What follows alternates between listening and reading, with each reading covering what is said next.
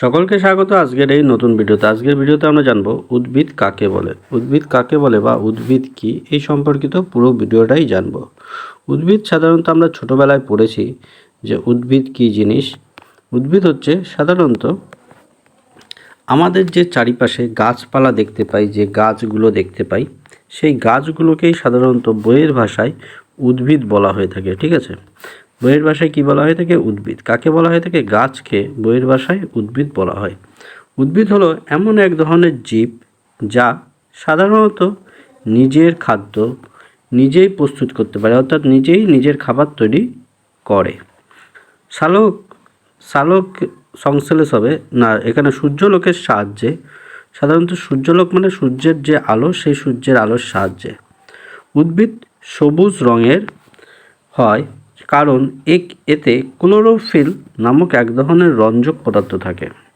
ঠিক আছে, যা প্রকাশে সালোক সংশ্লেষ প্রক্রিয়ায় সহায়তা করে। এবার খেয়াল করো যে আমাদের যে উদ্ভিদ বা পাতা লক্ষ্য করি, এই পাতার রং কী হয়ে থাকে? সাধারণত সবুজ রঙের হয়ে থাকে। এবং এই সবুজ রঙের পাতায় যখন সূর্যের আলো এসে পড়ে, তখন এই পাতার যে ক্লোরোফিল কণাগুলো থাকে, সেইগুলো থেকে উদ্ভিদের ডালপালায় বিভিন্ন স্থানে খাদ্য পৌঁছায় এবং এই খাদ্য তৈরির সময় যে জল প্রয়োজন হয়, সেটি সাধারণত মাটির থেকে বা শিকড়ের সাহায্যে নিয়ে থাকে এবং পাতায় খাদ্য সূর্যের আলোকের সহায়তায় তৈরি করে থাকে। এই কারণে সবুজ উদ্ভিদ বলা হচ্ছে। সবুজ কেন বলা হচ্ছে? কারণ এই উদ্ভিদ যদি বা গাছের রং সবুজ না হয়, তার এই ক্লোরোফিলটা সাধারণত থাকে না, বা আরও অনেক আছে তার, যার জন্য সালোক সংশ্লেষ হয় না বা ফটোসিনথেসিস যে প্রক্রিয়াটি, সেটি হয় না। পরবর্তীতে খেয়াল করো, সংজ্ঞা হিসেবে কি লিখতে পারি বা উদ্ভিদ কাকে বলে হিসেবে কি লিখতে পারি? লিখতে পারি যেসব বহুকোষী সজীব জীব সূর্যের আলো ব্যবহার করে নিজের খাদ্য তৈরি করতে পারে এবং মাটি থেকে শিকড়ের মাধ্যমে ও খনিজ গ্রহণ করে থাকে, তাদেরকে উদ্ভিদ বলা হয়ে থাকে। অথবা এইভাবে এটা যেটা লিখলাম সেটাও লেখা যায়। অথবা যে সমস্ত জীব সূর্যের আলোর সাহায্যে নিজের খাদ্য নিজেই তৈরি করতে পারে এবং সূর্যের সালোক সংশ্লেষ প্রক্রিয়ায় বা ক্লোরোফিলের সহায়তায় নিজেরা বেঁচে থাকে ও বংশ বৃদ্ধি করে, সেই ধরনের জীবকেই সাধারণত বলা হয়ে থাকবে উদ্ভিদ। ঠিক আছে, ছোটদের ক্ষেত্রে ছোটদের হিসেবে কি বলা হয়? যারা মাটিভেদ করে জন্মায়, যাদের কাণ্ড, পাতা, ফুল, ফল লক্ষ্য করা যায়, তাদেরকে সাধারণত বলা হবে উদ্ভিদ ছোটদের ক্ষেত্রে। কিন্তু বড়দের ক্ষেত্রে সেটা আরও জটিল হয়ে যায়। যেসব বহুকোষী সজীব জীব সূর্যের আলো ব্যবহার করে নিজের খাদ্য নিজে তৈরি করতে পারে এবং মাটি থেকে শিকড়ের মাধ্যমে জল ও খনিজ লবণ গ্রহণ করে এই প্রক্রিয়াটি সম্পূর্ণ করে জীবন যাপন করতে পারে। এখানে আরও লেখা যায়। ঠিক আছে, এই প্রক্রিয়াটি সম্পূর্ণ করে বা সালোক সংশ্লেষ প্রক্রিয়া সম্পূর্ণ করে জীবন যাপন করে, তাকে বলা হয়ে থাকবে উদ্ভিদ। ঠিক আছে, এবার খেয়াল করো যে উদ্ভিদের উদাহরণ হচ্ছে, প্রথমে লিখলাম বট, তারপরে শাল গাছ, তারপরে ধান লিখলাম। ঠিক আছে, তারপরে আরও কী কী লেখা যায়? তুলসী। ঠিক আছে, এদের আবার কি হবে?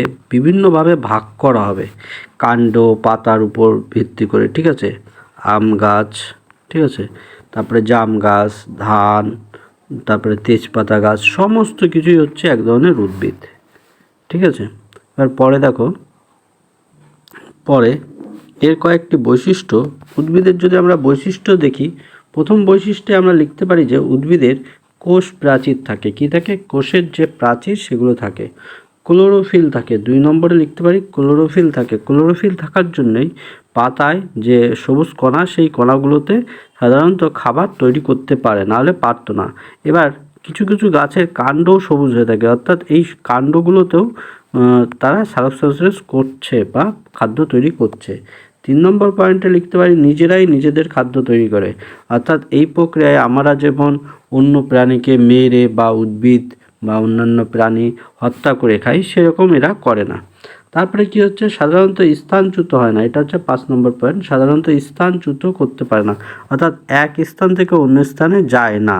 তবে পরবর্তীতে যখন পড়া হবে তখন চলন আর গমনের মাধ্যমে এটাও জানা হবে। ঠিক আছে, উদ্ভিদের সর্বশেষ পয়েন্ট দেখো 6 নম্বর, ফুল, ফল, বীজ, পাতা, কাণ্ড, শিকড় প্রভৃতি অংশ থাকে বেশিরভাগ উদ্ভিদের।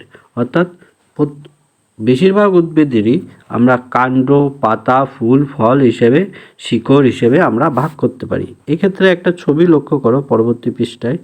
ঠিক আছে, এই ছবিটায় লক্ষ্য করো যে যদি আমরা এটা একটা গাছ ধরি এবং এই গাছটার এই অংশ দিয়ে কাণ্ড, ঠিক আছে, এইটুকু হচ্ছে কাণ্ড।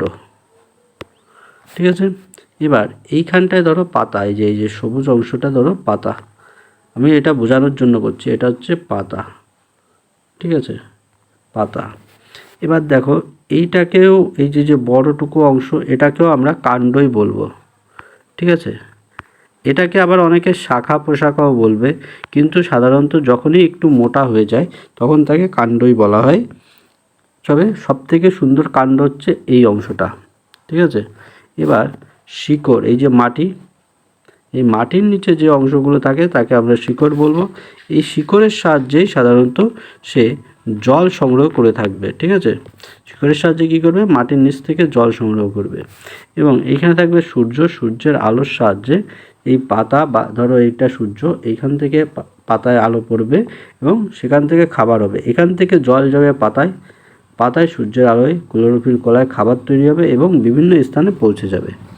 যার জন্য যেমন মানুষের শরীরে শিরা উপশিরা থাকে, শিরা আর উপশিরা থাকে, ঠিক সেই রকমই উদ্ভিদের জাইলেম এবং ফ্লোয়েম থাকে।